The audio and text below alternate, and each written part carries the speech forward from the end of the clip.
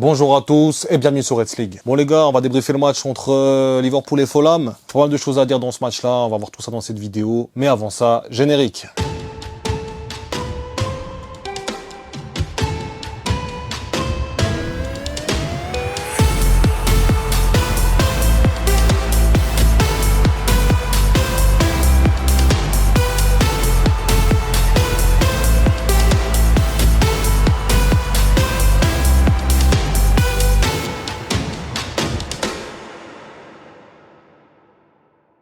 Juste avant que la vidéo ne commence, n'hésitez pas à lâcher un like pour Liverpool, un commentaire pour soutenir la chaîne, pour dire aussi ce que vous avez pensé de ce match, comme d'habitude. Nous, on passe directement au fil du match. Donc du coup, le fil du match, les gars, moi j'ai vraiment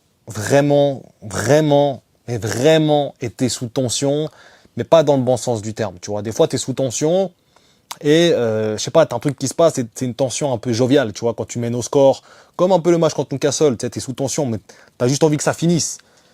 Là, il y a eu le 3-3 la dernière fois, et là, il y a 2 partout, encore une fois. Pour tous ceux qui me disaient que c'était 3-3 à Newcastle, je sais pas quoi, les gars, c'est pas le 3-3 à Newcastle qui est décevant, c'est la prestation de la première mi-temps à Newcastle, la prestation contre Girona, et là, la prestation contre Fulham. Ça fait 3 matchs de suite où les prestations sont mauvaises, en première mi-temps.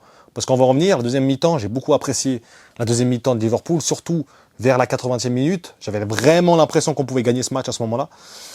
On va en reparler tout de suite, mais voilà. Juste pour venir sur un fait de jeu qui est ce carton rouge de Robertson, qui a été tout ça, il nous a saboté. Il a saboté le match, et c'est pas la première fois qu'il sabote des rencontres. Alors, les autres fois, c'était sans conséquence. Contre Madrid, un penalty, ok, sans conséquence. Contre Arsenal, il tombe, je sais pas quoi, ok, sans trop de conséquences. Là, les gars, ça a des conséquences. Ok, il y a 2-2, bon, t'es Anfield, hein, faut pas oublier, donc t'es quand même à domicile. Il y a 2-2, ok, scénario de match compliqué, tu te prends le but, un but casquette d'ailleurs, un peu, enfin j'ai envie de dire, si il la touche pas Robertson, Alisson il l'a, mais tous les jours, franchement, je comprends pas la poisse de Robertson dans ce match-là. C'est un match cauchemardesque, catastrophique. Une catastrophe, calamité, ce Robertson dans ce match. Premier but, c'est à cause de lui.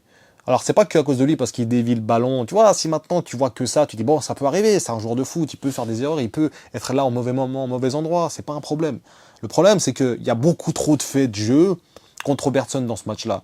Ok, t'as le premier dégagement de Robertson, donc dégagement entre guillemets, il récupère vraiment pas mal le ballon, je me dis, ok, c'est pas mal et tout. Il met une passe hasardeuse, alors que t'as Gakpo qui est vraiment démarqué, t'as juste à mettre une balle en cloche à la limite, mais pas un espèce d'exter au hasard, là, je sais pas ce qu'il fait, là, le pied il dévie. Ça, c'est une passe à l'adversaire, littéralement. Et tout le monde est dos au jeu à ce moment-là, parce qu'on s'attend à que Gakpo puisse partir. Tous ses coéquipiers s'attendent à ce que l'action va aller de l'avant. Il perd la balle bêtement, transition rapide, tac, transversale.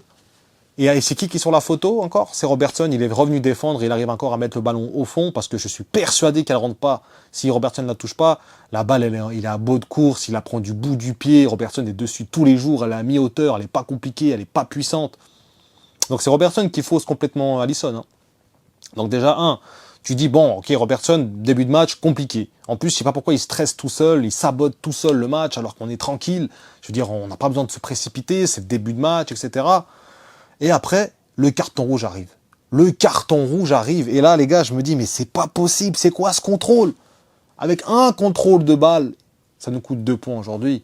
Parce que si on a 11 contre 11, ou au moins avec un meilleur latéral gauche, parce que je suis persuadé que Tsimikas ne fait pas ce genre d'erreur, parce qu'il a quand même cette lucidité que n'a plus Robertson, malheureusement, bah, je suis persuadé que le match, on ne le perd pas, les gars. Enfin, on ne perd pas. Vous savez, tu digères ça comme une défaite, alors qu'en final, c'est même pas une défaite, c'est quand même un point de prix. Vous direz, ah, c'est cool, un point, un carton rouge, machin. Et les cartons rouges, l'année passée, on gagnait des matchs, hein. Contre Newcastle, à St. James Park, on gagnait des matchs avec un carton rouge. On tenait Tottenham au Hotspur Stadium à 9 contre 11. Donc les gars, c'est pas une excuse. C'est pas une excuse. Je vais venir après plus tard sur la gestion de slot, qui pour moi a été bonne, mais pas assez rapide. Il a trop laissé l'équipe continuer dans un mauvais rythme, qu'au final, ça nous a un peu coûté des actions, surtout qu'on n'était pas dangereux pendant quasiment toute la première mi-temps. Donc c'est ça qui est quand même désagréable à voir dans ce match, c'est que malgré le 2-1, on revient au 2-2, tu sentais qu'il y avait assez de temps. Il y avait assez de temps pour revenir dans ce match. Et même la dernière action, là, quand on a Diaz, quand on a Salah, Jota, tout le monde y passe, Nunez. Personne n'arrive à la mettre au fond. Moi, quand j'ai vu cette action qu'elle ne rentrait pas, j'ai dit, c'est bon, il y aura match nul. Ou, au pire des cas, la défaite. Mais c'est dommage parce que bah déjà, la saison passée, le Fulham nous a porté chance dans le sens où on a quand même gagné 4-3 avec un scénario un peu fou. Et là, les gars, on fait 2-2. On fait 2-2. Arsenal a fait 0-0, donc de ce point de vue-là, ça ne change pas grand-chose. Par contre, c'est Chelsea. Chelsea, eux, ils vont vraiment pas s'arrêter de gagner, je pense. Ils vont être tout là, appel de phare, 140 sur l'autoroute, les gars. Ils vont même pas s'arrêter. Les gars, ils jouent Astana, ils jouent des clubs, t'es là, mais je savais même pas que ça existait. Des Zurich, je sais pas quoi. T'as les autres qui jouent contre tes clubs, t'es là, mais c'est pas possible que Chelsea choke, les gars. Quand tu joues contre des Astana, contre je sais pas qui, contre des noms que t'arrives même pas à les dire, tellement ils sont du fin fond de la Pologne ou je sais pas d'où, avec tout le respect que j'ai pour les Polonais, eh ben, comment tu veux qu'ils ne soient pas en forme? Parce qu'ils ont leur équipe C qui joue en Conference League et leur équipe, elle est tout le temps en forme en Première Ligue. Donc là, ils vont jouer demain contre Brentford.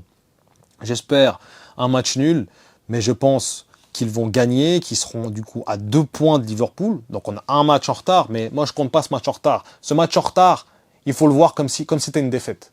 Tu vois, parce qu'on n'a pas encore joué ce match de retard. Et pour moi, un match de retard doit se jouer en se disant on peut perdre ce match, ça n'influe pas énormément le classement. Tu vois, c'est pas un match où tu dois te dire ok, il faut absolument qu'on gagne. Parce que si maintenant tu te mets une pression supplémentaire sur un match qui n'est pas encore joué, les gars, t'as déjà perdu avant de commencer. Donc voilà, moi quand je vois les concurrents, Arsenal qui s'est aussi trompé, il y a Chelsea qui joue demain, donc si Chelsea se trompe, fait un match nul, ok, dans ce cas-là on est à 4 points, c'est intéressant. On n'a pas, du coup, le point du match nul est un bon point pris. C'est quand même la performance que je trouve assez décevante, malgré tout, sous tension, même si la fin de match est quand même très belle. Je trouve qu'il y a toujours un peu de mal à commencer les matchs, comme d'habitude. C'est soit quitte, soit double, hein, avec Liverpool. Et voilà, ça n'a pas trompé, les gars. Ça n'a pas trompé. On a fait 2-2, avec un match pas bon, une continuité du match contre Newcastle, qui n'a pas été bon, les gars. Ok, il y a 3-3. Deuxième mi-temps, elle était bien meilleure. Mais la première mi-temps, elle est calamiteuse. Contre Girone, le match est pas bon. Il est dégueu à voir. Contre Girone, je dis pas que tu dois gagner 4-0 forcément. Juste qu'une équipe qui maîtrise le match. Ça n'a pas été le cas. Et là, contre Fulham, voilà quoi, 2 doigts de perdre le match. Ok, Fulham, on peut dire ce qu'on veut, c'est des vislards, c'est des mecs qui font des matchs nuls contre des Arsenal, qui embêtent souvent les gros. Mais pour moi, c'est pas une excuse. C'est pas une excuse. C'est pas une excuse. Bon, on va passer directement à l'analyse des joueurs. Donc, pour moi, l'analyse des joueurs, les gars, ça va aller assez simple. Hein. On a revu Alisson pour une deuxième fois titulaire depuis un petit moment. On voit que, voilà, hein, beaucoup, ils me parlaient de hey, Alisson, machin, Keller, t'es pas un vrai raid, je sais pas quoi, tu retournes ta veste. Oh, les gars, moi, je retourne pas ma veste, les mecs. Moi, je suis Liverpool depuis plus de 10 ans, 11 ans maintenant. Et quand je vous dis que Alisson, il a fait de très belles choses, il a été très impressionnant, et qu'il a fait beaucoup de boulettes qui nous ont coûté des titres. Les gars qui parlent là, fermez-la les mecs. Contre Madrid, il y a plein de matchs où tu dis mais comment tu fais pour faire des erreurs pareilles? Donc arrêtez de parler de je sais pas quoi. Moi je vous parle à l'instant T. Le foot ça se juge à l'instant T. Et à l'instant T, sur le moment donné, Keller était meilleur qu'Alisson, c'est tout. Maintenant Keller, c'est clair qu'une saison c'est très long et qu'il faut juger sur l'intégralité de la saison. Et moi je jugeais sur le moment. Sur le moment, Keller était meilleur qu'Alisson. Et là pour le moment, Alisson ne me fait pas forcément mentir. Ok, elle a sorti un très bon match contre Gérone, il n'y a pas de souci. Mais au même titre que Keller a pu sortir des gros matchs cette saison. Contre Madrid, contre City, contre d'autres équipes. Donc au final, est-ce que c'est vraiment le problème du gardien là? Moi je dis juste un truc assez simple, le ressenti sur le moment, que Keller est meilleur, et que de toute façon on aura 3 joueurs, 3 gardiens, et qu'il faut faire un choix. Et si je dois faire un choix, je jarte Alisson, c'est tout les mecs. Il n'y a pas d'autres questions à poser. Maintenant, si vous pensez que je suis un faux supporter, je sais pas quoi, allez dormir les mecs. Allez dormir, je pense que c'est mieux. Passez une bonne nuit de sommeil et vous reviendrez parler le lendemain, parce que ça sert à rien de parler comme ça. Moi je donne mon avis, tu donnes ton avis, je respecte ton avis, mais respecte l'avis des gens. Tu vois, t'es pas la science infuse ou je sais pas quoi, comme je suis pas la science infuse. Donc voilà, petit aparté pour clôturer le débat. Donc du coup, Alisson, il a fait un match, voilà, il n'a pas été vraiment mis à contribution, mais le peu qu'il a dû faire, il l'a pas forcément bien fait. Alors il a fait un bon arrêt sur un tir, je crois, de Wilson, de Harry Wilson, il me semble. Je m'en souviens plus exactement. Enfin bref, il fait un bel arrêt, Mais sinon, le reste du match, ok, il a été rassurant pour le jeu au pied, mais ça n'a pas été, voilà, impérial. Les 2 buts qu'on prend, pour moi, le deuxième, il est pas vraiment affûté, Alisson, il manque de réveil un petit peu. Je pense que sur ce deuxième but, il pouvait sortir un peu plus vite, il pouvait fermer l'angle de passe, ce qu'il n'a pas fait. Du coup, bah voilà, hein. Les gars, Alisson, il n'a pas fait un super match. On peut pas dire que ça a été un grand match. Ok, il n'a pas été beaucoup mis à contribution, mais il n'a pas sorti l'équipe de la mouise. Donc pour moi, c'est un match correct, mais sans plus d'Alisson. Ça reste très linéaire et ça se tape avec Keller. Donc arrêtez de me parler de je sais pas quoi, les mecs. Enfin bref, on va passer directement à l'homme du match. Robertson, il a été incroyable, Robertson. Franchement, des courses, des cartons rouges par-ci, des passes par-là, des autobuts. C'est incroyable, franchement. C'est un joueur incroyable, Robertson. Moi, je l'adore, je l'aime beaucoup, Andrew. Hein. Je l'aime beaucoup. Je l'ai beaucoup adoré, je l'ai beaucoup aimé. Mais ce match-là, c'est du sabotage. Franchement, jouer avec l'équipe adverse, viens même pas le matin, viens on joue à 10 direct. On n'aurait pas eu ce problème. Parce que là, déjà, on joue quasiment mieux à 10 qu'avec Robertson. Il y a quand même une petite différence qu'on voit. Mais surtout, la catastrophe de ce match-là, je n'ai déjà parlé en début de match, mais c'est une cata. Ce match, ces 2 points-là, ils sont pour Robertson. Ok. La dernière fois, c'était pour Keller, avec sa sortie un peu bizarre. Et voilà. C'est tout. C'est vraiment incroyable qu'on se sabote tout seul, les gars. On se sabote tout seul. On se sabote tout seul. Il y a rien, il y a tout qui va. Et d'un coup, il y a une panique à bord. On comprend pas, tu vois. Une marée haute. Je sais pas ce qui se passe. D'un coup, il y a tout qui pète. Il y a tout qui part en couille. Et c'est ça, Liverpool. Et surtout Anfield. Carton rouge, machin, un but droit derrière. Ouais. Bon, Robertson, en tout cas, hein, carton rouge, va bien dormir. On veut plus te revoir avant un petit moment. Et surtout, on va mettre qui?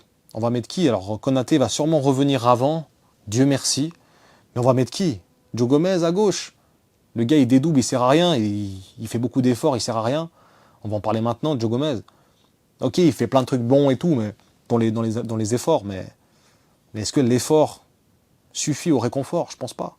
Je pense pas que c'est pas parce que tu cours tout le temps que tu es forcément un bon joueur ou que tu es forcément une personne, on peut dire t'as bien joué. Parce que Gomez, son rôle là aujourd'hui, quand il y a eu carton rouge de Robertson, c'était de jouer autant que piston, de jouer autant que latéral porté vers l'avant. Il l'a fait, mais les joueurs ne jouent pas avec lui. Parce qu'ils savent pertinemment qu'il ne sert à rien. En phase offensive, il ne sert à rien. C'est un joueur, il va monter, il va contrôler le ballon, il va la remettre derrière. Il ne sait pas provoquer, c'est pas sa vocation. Donc on ne va pas lui demander de le faire. Mais il ne sait pas faire les choses. Et ça, il faut le dire. Il faut le dire. Le mec ne sait pas faire les choses. Donc voilà, il sait juste défendre. C'est un latéral défensif qui peut jouer défenseur central. Mais sinon, c'est pas un joueur qui va nous faire des percées vers l'avant, la Tsimikas ou je sais pas qui. Donc voilà, Gomez, il a pas été mauvais, mais il a pas été très bon sur le deuxième but. Je vais pas lui en vouloir parce que c'est quand même un manque de chance. C'est vraiment 2 buts, pas de bol quoi. 2 buts on se prend, c'est 2 pas de bol. C'est vraiment genre, c'est même pas genre une action où tu te dis, ok magnifique frappe. C'est vraiment des actions. Fulham ils aiment bien nous mettre des buts de gag un peu. C'est déjà la saison passée, c'était le cas, des buts de gag, des buts qui tu sais pas d'où ça sort, ça rentre quand même. C'est vraiment, c'est vraiment. Il y a du bon dans ce match, on va en parler après, mais en tout cas, pour ces joueurs-là, Gomez et Robertson, moi je les ai pas trouvés vraiment très bons. Et ils ont un peu plombé le match, enfin pas Gomez, mais surtout Robertson, il a plombé le match, quoi. C'est vraiment, il nous a fait descendre de la. Genre on était tout excités de voir ce match. Tout de suite, il nous a fait redescendre d'un niveau, 3-4 étages. Donc voilà. Hein. Du coup, on a Van Dijk aussi qui a joué. Van Dijk, hein, franchement, ses placements aujourd'hui sur les hors-jeux n'étaient pas très bons. Très souvent, c'est lui qui couvrait le joueur adverse. Très souvent, on voit sur les ralentis. Et surtout sur le carton rouge de Robertson. S'il y a hors-jeu, il n'y a pas carton rouge. Et il y a encore un petit problème de grand écart. Encore une fois. Alors la dernière fois, c'était Konaté. Là, une fois aussi, c'était Van Dijk. Et là, c'est encore Van Dijk où, voilà, grand écart. Le mec, il prend l'espace. Comme ça, il est sûr qu'il n'y a pas hors-jeu. Alors, c'est pas un grand écart comme les autres. Mais c'est quand même, pour moi, un mauvais alignement parce que tout le monde était bien placé, sauf Van Dijk. Donc ce carton rouge, c'est pas du tout de la faute de Van Dijk, on soit d'accord. Mais il aurait pu éviter ce carton rouge s'il aurait été un peu mieux placé. Enfin bref, c'est pour le tenir rigueur. Il n'a pas fait un match incroyable. Pas un match catastrophe non plus. Donc voilà. Van Dijk, pour le coup, il a quand même été là. Il a quand même été un peu comme chef d'orchestre. parce qu'il jouait presque des fois attaquant, les mecs. Il est monté, parce que voilà, on jouait à un moment donné avec un Quensa et un Gomez en défense centrale. Je peux vous dire qu'à chaque fois qu'il y avait une contre-attaque, j'avais peur, très très peur. C'est dommage, hein, Van Dijk, il avait une bonne occasion aussi de marquer un but à un moment donné. Donc voilà, hein, Van Dijk, pour le coup, pas trop mauvais, mais pas incroyable. Voilà. Gomez, du coup, je n'ai déjà parlé, j'ai pas trouvé incroyable encore une fois. On avait Arnold, qui est un peu timide hein, depuis qu'il revient, là, il est un petit peu timide, alors il fait de très belles passes, encore une fois, il a sorti de très belles passes sur Gakpo, sur Salah, mais je le trouve un petit peu timide, un petit peu en dessous, quand même, sur certaines phases. Donc voilà. Arnold, j'attends juste qu'il, surtout en phase défensive, à un moment donné, il m'a gonflé de ouf. Quand il commençait à faire une mauvaise passe, il se dit, ah, si celle-là, elle aurait passé, il y aurait sûrement eu but. Et le mec, il reste stoïque comme ça. Le mec, il bouge pas pendant presque, je sais pas, 1 minute, 30 secondes, je sais pas. Les mecs, ils entendent courir, de faire leur truc, de boire le thé, de faire tout ce qu'ils veulent. Lui, il reste stoïque pendant je sais pas combien de temps. Donc ça, c'est un peu le problème avec Alexander Arnold, c'est que des fois, tu sais, il a des petites phases comme ça qui t'agacent un petit peu, quoi. Mais bref, pas un mauvais match, mais pas un match de ouf, encore une fois. Au milieu de terrain, on avait, du coup... non, j'ai oublié Quensa, notre ami Quensa. Quelle rentrée, quelle rentrée, quelle rentrée, mais catastrophique de Quensa, les gars. Faut pas commencer à me parler de... Ouais, mais je sais pas quoi. Le deuxième but, il se fait bouffer sur le dos. Iwobi, ou je sais plus qui c'est, je crois que c'est Iwobi, il le pousse, il en fait qu'une bouchée. Il finit dans les tribunes, le mec. Il finit vers les panneaux publicitaires, là-bas. Vers les panneaux publicitaires, il finit Quensa. Donc c'est pour dire où il finit, quoi. Sur le duel. Puis après, il y a but. Puis même après, des remises de la tête, t'es là, oh là là là là, tu dis Quensa, c'est pas possible. Quensa, plus le temps passe, plus je me dis, c'est bon, quoi. Tu vois, reste sur le banc, viens gratter tes minutes, viens jouer les matchs de coupe. Mais vas-y, quoi. On peut pas compter sur lui, en fait. Ça, c'est clair et net, on peut pas compter sur lui. À la limite, Gomez, on peut compter sur lui. Mais Quensa, là, ça devient très compliqué. En fait, il n'a pas un bon match. Même les matchs où les Liverpool gagnaient avec lui en titulaire, il te met des autobuts. Non, les gars, franchement, Quensa, c'est à oublier. C'est pas du tout un joueur qui va porter cette équipe de Liverpool. Je soutiens, hein, je suis un supporter aussi. Je soutiens l'équipe jusqu'à la mort. Enfin, peut-être pas, mais jusqu'à assez loin, on va dire. Mais cette performance de Quensa, aujourd'hui, je peux pas le soutenir. Parce que voilà, il n'a pas été bon, il est catastrophe, il n'est pas rassurant, il ne sert pas à grand chose, il ne sert à rien. Tous ces centres, ils sont catastrophiques. Ok, c'est pas un centreur ou ce que tu veux, mais bon, un minimum. Non, franchement, Quensa a oublié performance, vraiment a oublié pour lui. Du coup, on va passer directement au milieu de terrain. J'attendais un Wataru Endo. Alors dites-moi en commentaire si vous l'attendiez aussi. Je pense qu'un Wataru Endo dans ce match aurait fait du bien. Aurait fait beaucoup de bien. Donc c'est dommage qu'il ne soit pas rentré, surtout qu'on jouait avec un Gravenberg, avec ce carton rouge quasiment défenseur central par moment. Donc non, c'est dommage qu'il ne soit pas rentré, ce Wataru Endo, parce qu'il aurait apporté un petit truc, je pense, en plus, dans la combativité, surtout que l'année passée, il connaît cette équipe de Fulham. Il a marqué un but très important qui a permis à Liverpool de gagner le match après. Donc voilà, les gars, Wataru Endo, c'est dommage qu'il ne soit pas rentré. On a eu un Jones qui tricote beaucoup trop, donc surtout quand tu as un carton rouge, il ne faut pas commencer à tricoter. C'est phase. En fait, il va jouer attaque-défense tout le temps, quasiment.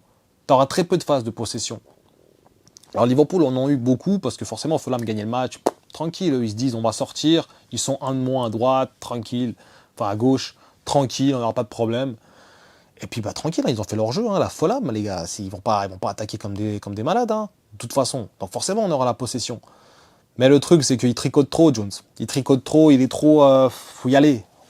D'ailleurs quand Elliott est rentré, j'ai beaucoup plus apprécié. Tu vois, le mec il contrôle, il va vers l'avant, il commence pas à se tourner. Donc pas un très bon match de Jones, j'ai trouvé un peu en dessous. À contrario à Szoboszlai que j'ai trouvé très très bon. Et à un moment donné, quand Liverpool égalise avec Gakpo là, il y a un moment donné où il est en feu Szoboszlai. Il peut te faire une passe D, il pouvait même marquer un but. Il était en fuego le mec, il était partout. Donc ça c'est un très bon point Szoboszlai qui n'a pas pu jouer tout le match malheureusement. Mais voilà, franchement un bon match de Szoboszlai. Gravenberg qui a été très très bon. Franchement il a été très très bon. Il a fait beaucoup d'efforts, il a comblé beaucoup d'efforts. Et surtout les gars, quand on joue à 9, à 10 contre 11, on doit faire quand même plus d'efforts. Plus d'efforts défensifs, plus d'efforts offensifs, plus de courses. Forcément, tu dois combler certaines brèches. Donc, tu te fatigues un peu plus. Moi, j'ai vu la fin de match de Salah. Les gars, il arrivait plus à courir. Il arrivait plus à courir. Il était émoussé. Tu vois, en fin de course, il n'arrivait plus.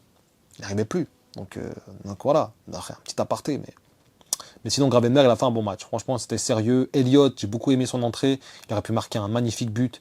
Très intéressant, Elliott aussi. Très belle conduite de balle d'Elliott. Franchement, j'aime beaucoup. Sinon, on attaque. Qui a marqué son but. Donc Gakpo, qui a été intéressant. Je l'aurais laissé. Personnellement, moi, perso. Hein. Alors après, ça ne regarde que moi, mais personnellement, j'aurais laissé Gakpo, j'aurais sorti Luis Diaz. Parce qu'on a besoin d'impact et parce que Luis Diaz n'a pas été bon. Il n'a pas été très tranchant. Et même là, les dernières actions, il doit essayer de faire un peu mieux quand même. Et même certaines passes, un peu dans le dos, un peu trop dosées. Pas très très bon, le Luis Diaz, dans ce match-là. J'aurais préféré un Gakpo, qu'on laisse un Gakpo et un Nunez, qu'on ait vraiment des grands joueurs pour jouer en pivot. Tu vois, par exemple, tu as un Nunez, tu as un Gakpo qui peut vraiment jouer en pivot, et tu fais rentrer ce Jota-là, là, ça peut être intéressant.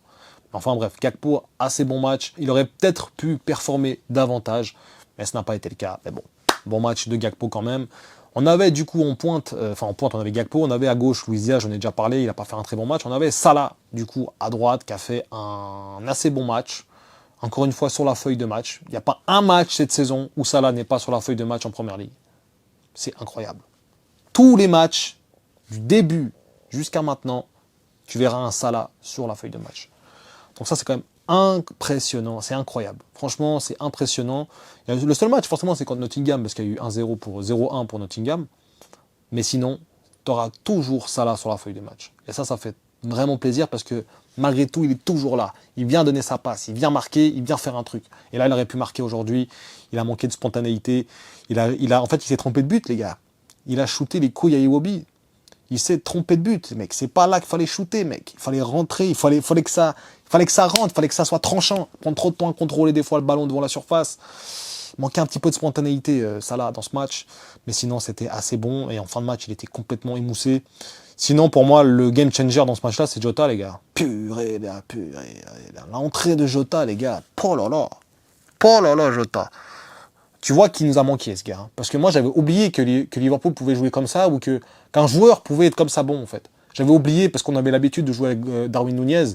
Je n'ai même pas parlé, d'ailleurs. Mais j'ai trouvé que l'entrée de Jota a été tellement pertinente qu'en fait, on aurait pu gagner. En fait, c'est à ce moment-là que je me suis dit, on peut gagner le match.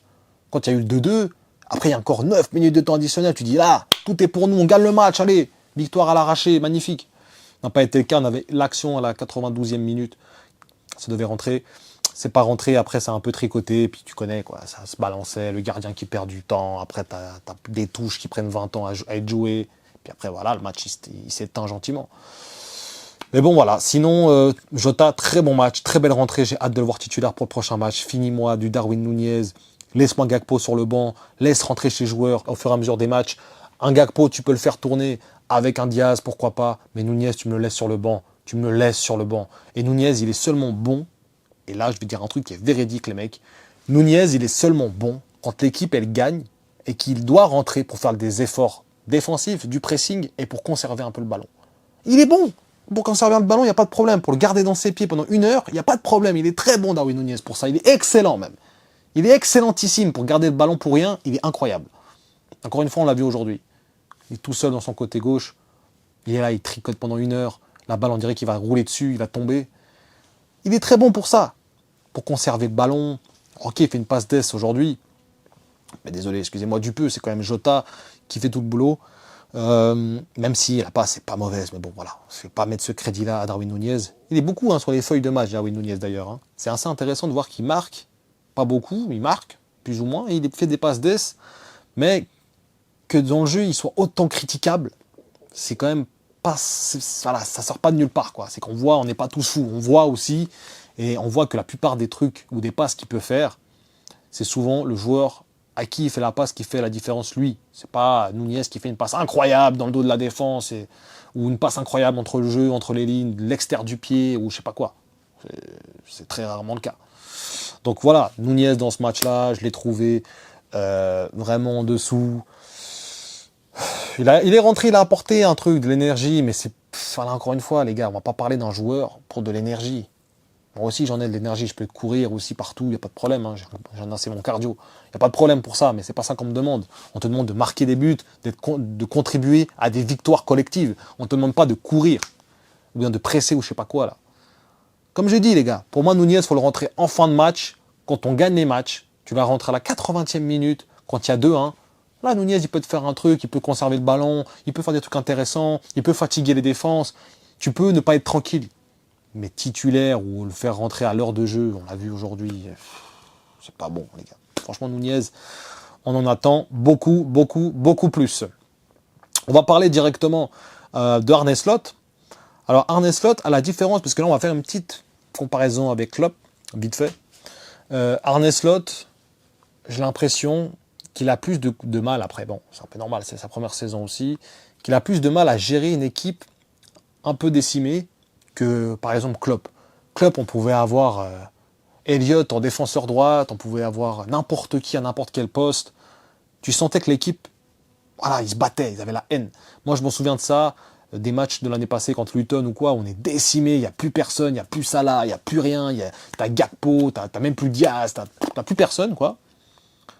Mais t'as un Elliott qui sortait du lot, t'avais des joueurs qui jouaient bien, t'as un Bradley qui sortait du lot, donc il avait cette capacité, Klopp, avec une équipe décimée, la preuve, hein, contre Barcelone, voilà, équipe décimée, t'es là, tu gagnes le match 3-0, 4-0, pardon, oula, blasphème. C'est là qu'on voit une petite différence. J'ai l'impression que Slot, s'il n'a pas ses joueurs cadres, il galère. Tandis que Klopp aussi galérait, mais il était capable de sortir, tu sais, voilà, de gagner des matchs comme ça, à l'arraché, avec des joueurs décimés. T'avais un Elliott, t'avais des joueurs qui faisaient la diff, t'avais le début de Bradley, t'avais des Gomez qui étaient pertinents, qui faisaient des centres, et qui faisaient des passes d'ess.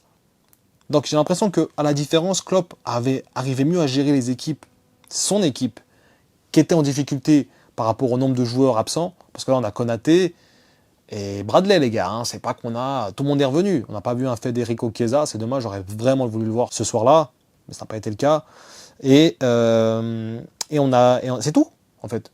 Je perds mes mots parce que c'est tout. On n'a que Bradley et puis Konaté qui est blessé. C'est tout. Donc ok, Konaté, c'est une énorme perte, mais je m'en souviens quand même que Quensa était quand même meilleur avec Klopp qu'avec Slot. Parce qu'avec Slot, il est dégueulasse. Franchement, il est dégueulasse. Avec Klopp, pardon, il arrivait à sortir un peu son épingle du jeu, à être pertinent, à montrer des choses assez intéressantes. Mais là, c'est pas du tout le cas avec Slot. Donc voilà, j'espère qu'il saura quand même un peu relever la barre. Parce que là, j'espère qu'on revienne plus vite. Il y a le match de coupe contre Southampton. Et après, t'enchaînes avec Tottenham. Deuxième gros test pour lui, sachant qu'il reste sur 2 matchs nuls en PL. Ah les gars, ok. Moi, franchement, je la sens moyen. Hein. On était à 7 points. On est maintenant quasiment à 2 points. Si Chelsea gagne demain, ils vont le faire. T'as un match de retard, mais pour moi, je ne le compte pas. Parce qu'il ne faut pas compter sur ça, les gars. Parce que le jour où on perd le match de retard, tu fais quoi? Hein, tu vas chialer, tu vas dire ah machin truc, tandis que si on le gagne, bah, tu dis ah bah voilà, c'est un truc en plus. Donc moi je me dis pas tranquille, on a le match de retard. Non, non, non. Match de retard, je le compte même pas. Donc voilà, ça nous donne un match 2-2. On aurait mérité de gagner, très sincèrement. Ça n'a pas été le cas. Fulham nous met à chaque fois la misère, les gars. À chaque fois qu'on joue contre eux, c'est compliqué. Et voilà, du coup, le score final 2 partout. Qu'est-ce que vous voulez que je vous dise de plus, à part tout ce que je viens de dire dans cette vidéo. L'arbitre a été plus ou moins correct. Voilà, c'était pas incroyable, un arbitre incroyable, mais c'était pas non plus un arbitre de sous-catégorie. Donc voilà, franchement, c'était un match compliqué, sous tension, un match de samedi où tu te dis ah, on aurait bien voulu avoir la petite victoire pour avoir plus de points sur les concurrents. On se rassure en se disant qu'Arsenal a aussi un peu fauté. Mais on attend Chelsea. Si Chelsea faute, là, on pourra dire, ça va, c'était un bon point. Mais à pas oublier que Liverpool a joué quasiment tous ses matchs à domicile. Très, très beaucoup de matchs à domicile. Donc, la seconde partie de saison s'annonce très piquante. Et moi, plus le temps passe, plus je me dis que le titre, on va choke. Les gars, on va choke. Donc, au final, les gars, par rapport à ce titre de Première Ligue, parce qu'on va en parler maintenant vite fait, moi, j'y crois. Franchement, je sais pas si j'y crois ou si j'espère. Parce qu'en fait, je pense que beaucoup d'entre nous, on espère vraiment qu'ils vont gagner ce titre, mais on n'y croit pas au fond parce qu'on connaît le scénario. C'est comme si maintenant tu revois une série ou un film pour la 10e fois, la 5e fois, la 4e fois. Il y a des moments dans le film où tu vas être sous tension parce que voilà, c'est des moments marquants, etc. Mais t'es pas autant emballé parce que tu sais le scénario final. Et là, j'ai l'impression que ça va être un peu le cas en fait. C'est que là, on choque des matchs bizarres. Fulham, Newcastle, on doit gagner tous les jours contre Newcastle. Ce match-là, on le gagne. Je suis persuadé que la mentalité, elle est à 3000%. On bombe le torse. C'est pas le cas, parce qu'on fait match nul. Et les performances mauvaises commencent un peu à s'enchaîner. Mais est-ce qu'on ne serait pas sur une mauvaise passe de Liverpool quand même?